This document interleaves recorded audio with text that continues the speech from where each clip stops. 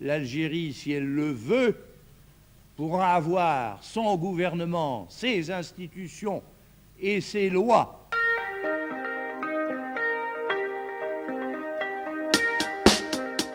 On peut même envisager le jour où nous déciderions d'interrompre l'emploi des armes, sauf les cas de légitime défense.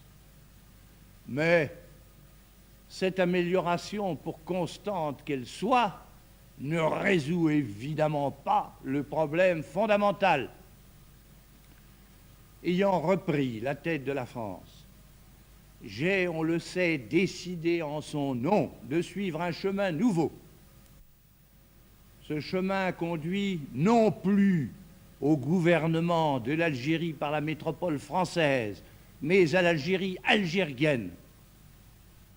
Cela veut dire une Algérie émancipée, où c'est aux Algériens qu'il appartienne de décider de leur destin, où les responsabilités algériennes seront aux mains des Algériens, et où, comme d'ailleurs je crois que c'est le cas, l'Algérie, si elle le veut, pourra avoir son gouvernement, ses institutions et ses lois.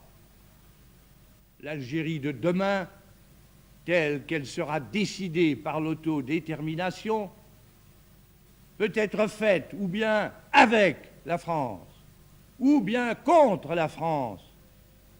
Et celle-ci, je le déclare une fois de plus, ne fera opposition, aucune opposition, à la solution, quelle qu'elle soit, qui sortira des urnes. Si cela devait être la rupture hostile, eh bien, nous ne nous acharnerions certainement pas à vouloir rester auprès de gens qui nous rejetteraient, ni engouffrer dans une entreprise sans issue et sans espoir nos efforts et nos milliards, dont l'emploi est tout trouvé ailleurs, nous laisserions à elle-même.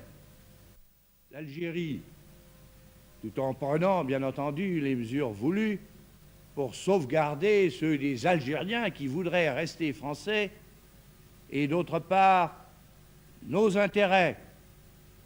Mais si, au contraire, comme je le crois de tout mon cœur et de toute ma raison, il s'agissait d'une Algérie où les deux communautés, musulmanes et françaises de souche, coopéreraient avec les garanties voulues, et une Algérie qui choisirait, comme c'est le bon sens, d'être unie à la France pour l'économie, la technique, les écoles, la défense, alors nous fournirions à son développement matériel et humain l'aide puissante et fraternelle que nous seuls pouvons lui donner.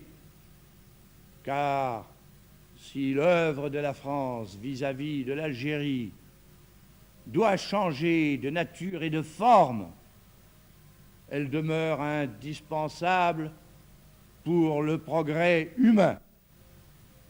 Encore faut-il qu'on puisse y voter, et y voter dans l'apaisement, aux dirigeants de l'organisation extérieure de la rébellion. J'ai proposé sans relâche de venir participer sans restriction, je l'ai proposé loyalement, qu'ils viennent participer sans restriction aux pourparlers relatifs à l'organisation de la consultation future, à la campagne qui sera ensuite menée à ce sujet et au contrôle du scrutin. Et afin que la liberté du vote puisse être largement constatée, j'ai invité d'avance les informateurs du monde entier à assister à l'opération. Mais je n'y ai mis qu'une seule condition aux pourparlers dont je parle, c'est que l'on s'accorde pour cesser de s'entretuer. Mais les dirigeants rebelles, installés depuis 6 ans en dehors de l'Algérie, et qui, à les entendre, le sont encore pour longtemps, se disent être le gouvernement de la République algérienne, laquelle existera un jour, mais n'a encore jamais existé